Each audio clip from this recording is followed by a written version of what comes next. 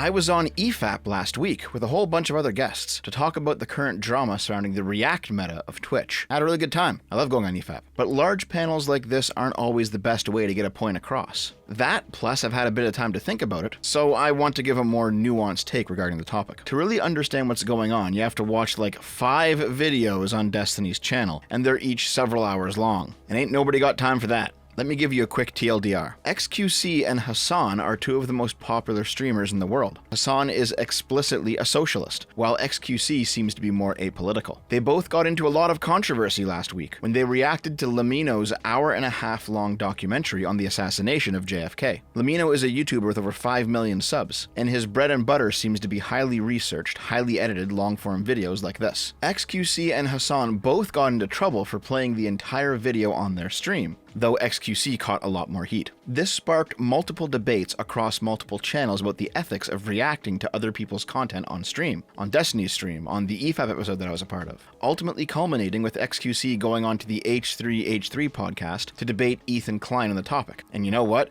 As much as I absolutely fucking hate Ethan Klein, I gotta hand it to him. He stomped XQC into the dirt. So when I say minimal commentary, how minimal are we talking here? Well, XQC's reaction on stream was cut into a video by his editor and uploaded to his YouTube channel. That stream segment clocked in at 1 hour and 53 minutes. Lamino's original video clocks in at 1 hour 38. That means that if we give XQC any sort of time devoted to intro and outro, pre and post discussion of the video, he added 15 minutes of his own content to Lamino's video. Is that enough for it to be considered ethical? Or is this simply XQC stealing other people's hard work and letting it run on his stream? How about Hassan's reaction? His VOD is 2 hours and 23 minutes. Good faith assumption that he added 45 minutes of his own commentary. Is that enough for it to be considered ethical? Lots of people look to fair use, which is an American legal argument. Fair use permits the use of copyrighted material without permission from the owner under specific circumstances for various artistic purposes. Current American law has a 4-point checklist that can help determine whether or not a use of a copyrighted work is copyright infringement, or is actually fair use. In determining whether the use made of a work in any particular case is a fair use, the factors to be considered shall include 1. The purpose and character of the use,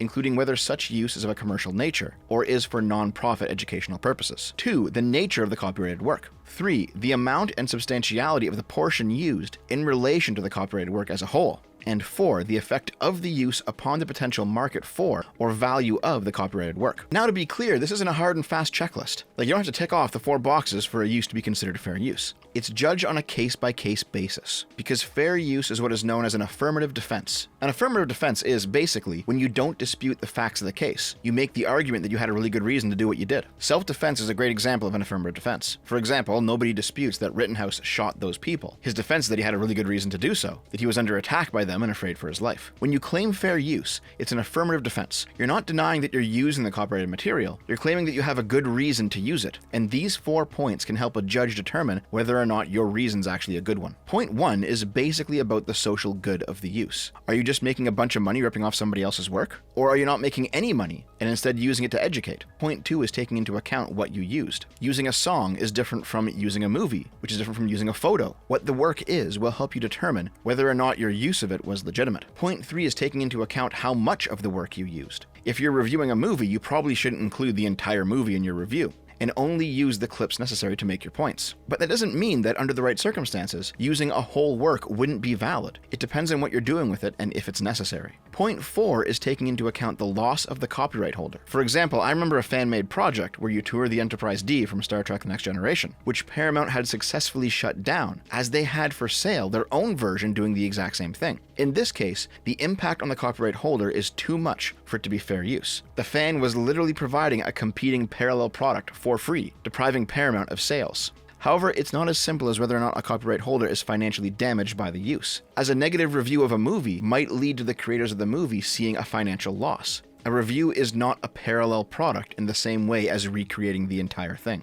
Basically, fair use isn't a series of hard and fast rules that can be easily figured out, but a set of guidelines that can help judge a use on a case-by-case basis. For the UK and Canada and other English-speaking nations, we have fair dealing law instead, which is mostly similar with a few key differences. Here we've got a 6-point system: the purpose of the dealing, the character of the dealing, the amount of the dealing, alternatives to the dealing, the nature of the work used, and the effect of the dealing on the work. These mostly cover the same thing as American fair use law. This is all to say that fair use and fair dealing are legal terms, not moral or ethical ones. And yet, when people talk about this stuff, they often use these terms colloquially, in a moral sense, not a legal one. When something is found to be a fair use, it's considered transformative. And the conversation surrounding XQC is all about whether or not his reaction was transformative. Not explicitly in a legal way, but in a colloquial way. Like, are streamers doing anything unethical by just freebooting somebody else's YouTube videos for their stream? Let me draw out a logic tree here. If you're watching me on your second monitor, now's the time to pause Baldur's Gate and look over for a few minutes. If Lamino gave the streamers his permission to watch his videos on their stream, then the conversation is just over. They got the creator's consent.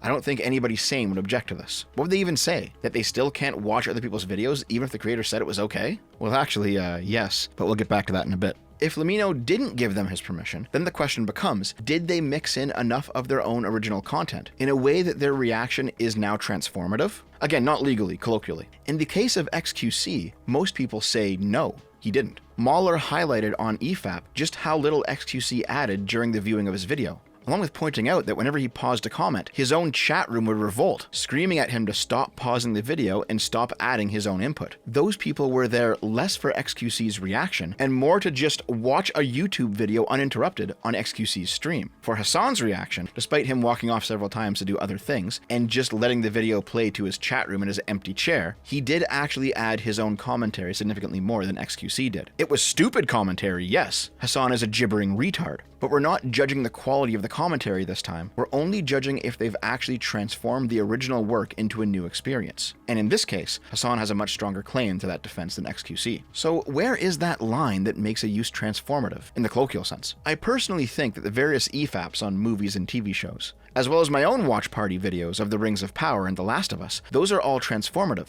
Because yes, while we are watching the whole show or the whole movie, there's significant commentary before, during, and after, discussing news articles or social media trends surrounding the show, bringing up lore inconsistencies or dumb scenes, or whatever else. Sitting there and simply saying "true" with your mouth full, or letting a video play while you wander away to jack off in the bathroom, that's not transformative. I can't tell you where the line is that makes something transformative when you cross it. I don't know exactly how much you should add, but I do know that there is an obvious difference between the two extremes. If a use isn't transformative, then how unethical is it? Well, that depends. This conversation has come up several times now in terms of internet discourse. The last time it kicked off was a year ago. Back then, I was also on EFAP, talking about Hassan completely stealing one of JX's videos, just letting it play, providing almost no commentary whatsoever, and going over the dumb fuck defense for this behavior given not only by Hassan himself, but also by Irrelevant and Denims. And even before that, there was the Twitch TV meta, where large Twitch streamers would just watch whole-ass real TV shows, like the shit that you'd find on cable. The argument given by these large streamers as to why they should be allowed to do this makes me think that they view streaming like it's a watch party in Discord, which explains why XQC's chat was yelling at him every time he paused the video. These people often say that they should be allowed to do this because the product they're presenting isn't the movie or the video or the TV show itself, it's the experience of watching it with other people, with the streamer, with the chat room. And on some level, we do know that that is a different experience. Just like we know the difference between watching a movie at home versus watching it in the theater. But the fact that it's a different experience for the viewer, does that make it a transformative use? I don't think so.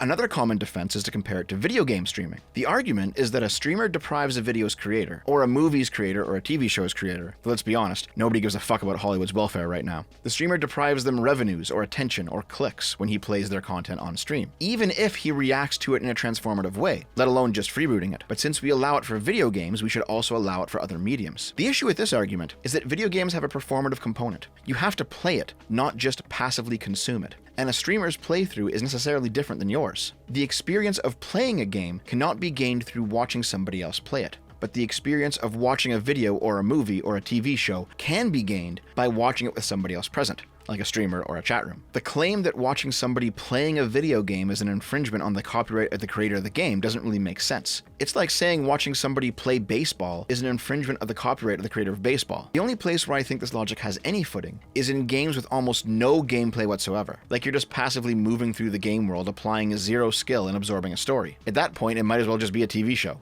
But for the most part, this logic doesn't work for video game streams. The final line of defense for this behavior is the effect that streaming somebody's video has on the creator of the video. The video creators will often claim that each person who watches it on Hassan's stream or XQC's stream, that's one less potential view on their video. Why would they go watch the original on YouTube when they just watch it on a stream? This was Adam's main argument on EFAP. And I think there's some truth to it. There obviously will be some people who would have watched the video who just won't now. That's lost clicks and revenue. Streamers can mitigate that by shouting out the creator, linking their video, linking their channel, but some of them just won't watch it. Simple as. But that calculation has to be balanced out by understanding that some people do go back and watch it, as we regularly see videos get spikes of viewers after a streamer reacts to it. And if any of those viewers are new viewers, they might sub to the channel, they might watch future videos on their own. These effects also have to be taken into account. There's also the fact that there's generally a significant lack of audience overlap. Going back to the original example, there's probably not much audience overlap between Hassan and XQC's stream viewers and Lamino's YouTube viewers. The chance of those people watching Lamino's content of their own volition is probably relatively low.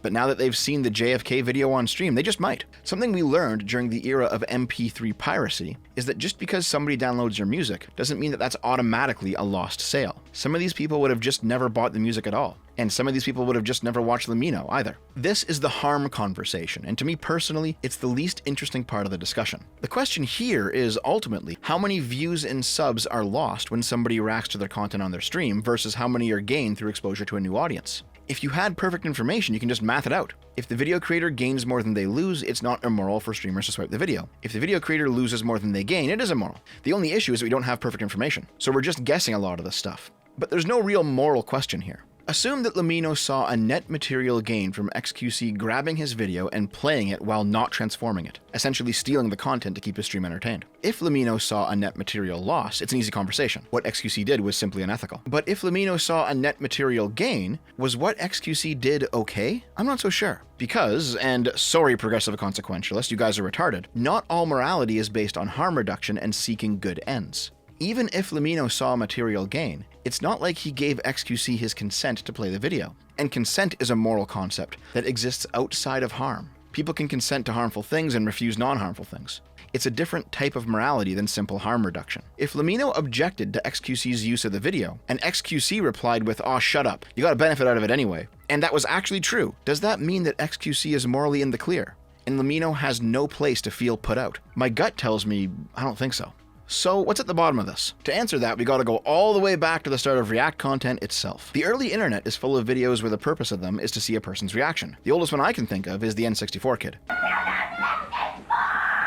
Yeah, that was me back when I got my N64 too. The point of the video isn't the N64, it's the kid's over-the-top reaction to getting it. Shortly after this, we saw stuff like the jump scare maze game in 2006, or 2 Girls, 1 Cup in 2007. These videos are recordings of normal people watching something designed to get a reaction out of them, fear in the first case and disgust in the second. We're watching these videos not for the jump scare maze or the video of the girls eating their own shit. We're watching these videos to watch how other people react to watching these videos. React content gives us more information to evaluate than just the original thing. It shows us how other people react to something, and if our reactions are in line with theirs. I think this is why Japanese variety TV has had those little reaction portraits of celebrities watching what's going on for decades now. There is genuinely something added to the experience when you're not only enjoying an event, but watching other people enjoy it too. Reaction videos hit their initial peak with the Fine Bros back in 2012, where they corporatized the model of having seemingly normal people, like kids or teens or elders, react to the latest viral trend on the internet. These guys self-destructed when they tried to trademark the React name and the concept of reaction back in 2016, after other people started uploading their own reactions. The irony was not lost on the internet. A couple of guys who made a name for themselves swiping and reacting to other people's content, and not really making their own original content, were now mad that others were also swiping their format and using it for themselves. Even though they walked it all back, the Fine Bros never really recovered. Yeah, a few 100,000 views in a video is pretty nice, but not for a 20 million sub channel. But all of these trends teach us a lot about the nature of React content. It's enjoyable to watch in a way that just watching original content on its own isn't. It goes viral easily when it's really good.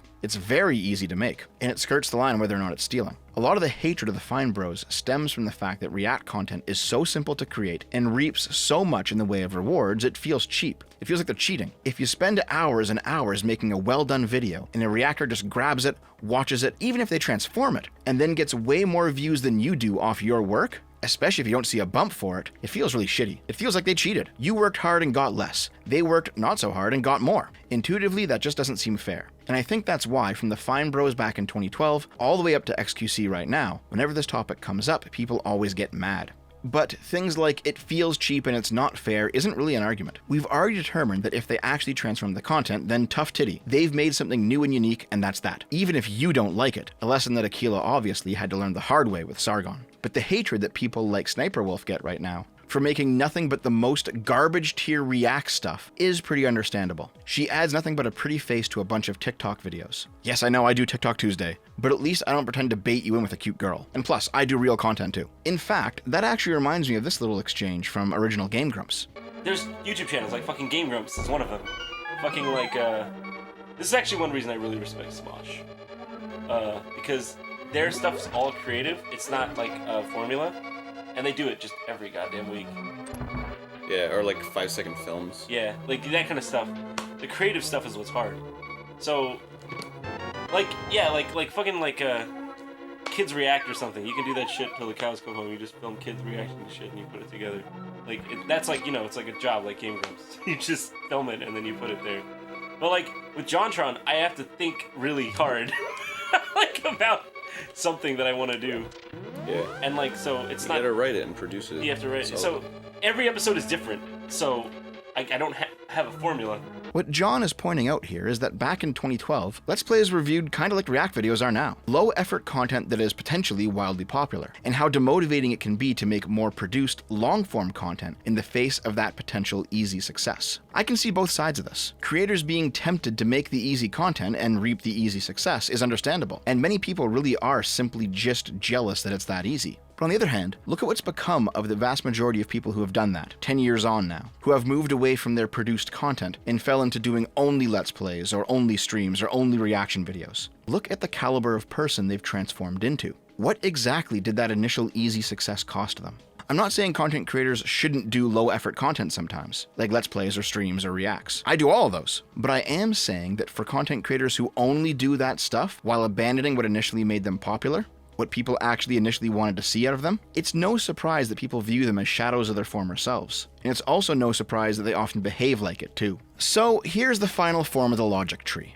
If the streamer gets the consent of the video creator, then playing the video on stream is fine. Doesn't matter if they transform it or get a bump from it, none of that is relevant. Consent trumps all other concerns. If the streamer doesn't get consent, then if the streamer transforms it enough with their own labor, it becomes a unique work that the streamer owns themselves, and it's still okay. If the streamer doesn't get consent and doesn't transform it, then you could argue that if the creator of the video gets a boost in their career due to the crossover, then it's still okay. This is the argument that most streamers use, and the size of that bump is dependent on many things. If the streamer credits and links back to the original video, or if the streamer is immediately reacting to a new video and immediately uploading their stream VOD, eating into the search impressions of the original. There's a whole bunch of factors at play here. Nonetheless, I don't think this is a good argument. But let's just accept it for hypothetical sake. If the streamer doesn't get consent, and doesn't transform it, and the original creator doesn't get a boost, then it just seems like straight up theft. So what should change about all of this? Should anything change? Should there be a common culture among streamers that they should ask video creators before watching their videos? Maybe, but that's never going to happen.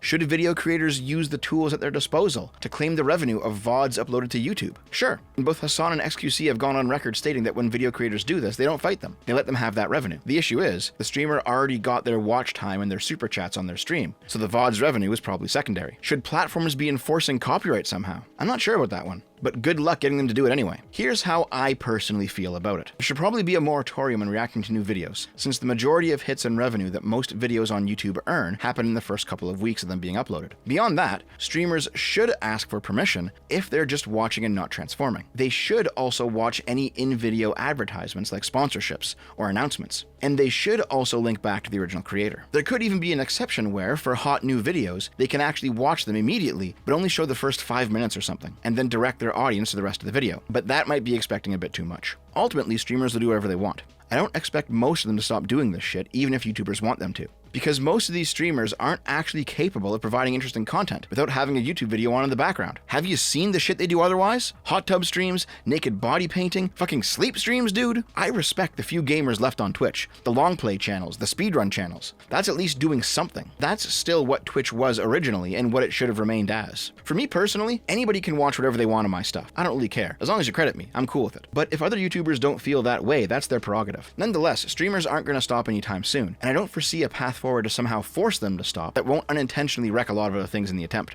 I also personally believe, though I don't have data to back this up, that the vast majority of people who have their videos watched by a streamer ultimately gain more than they lose from it, unless it's like a hate watcher or something. That doesn't excuse violating a YouTuber's consent, but it's better than nothing. Anyway, the final thing I have to say on this topic is that I think a lot of the viewers of streamers or YouTubers who are coming in to stake a hard moral claim on this topic are just virtue signaling. They don't actually care. Not the streamers or the YouTubers themselves. They have their own motivations. The viewers of them who are going hardcore on this on social media, they're just virtue signalers. Why do I think that? Well, because when a streamer viewer complains, it's very obvious they're just defending their parasocial daddy. They want what they want, to watch videos on a stream. Legality and morality be damned. And when a YouTuber viewer gets up in arms about the lost clicks, and therefore the lost revenue, and therefore the damage to a YouTuber's bottom line when a streamer reacts to their video, there's a decent chance that guy's probably running an ad blocker. And trust me, as somebody with access to my own analytics, ad blockers fuck me over way more than React streamers ever will. A lot of this drama just seems to be based on competing self-interest. YouTubers want people to watch their videos. Streamers want to watch what they want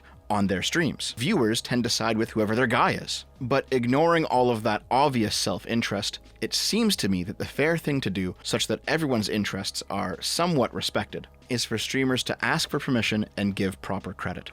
Unless they actually transform the content. Then it becomes theirs. But since most of them don't, consent and credit.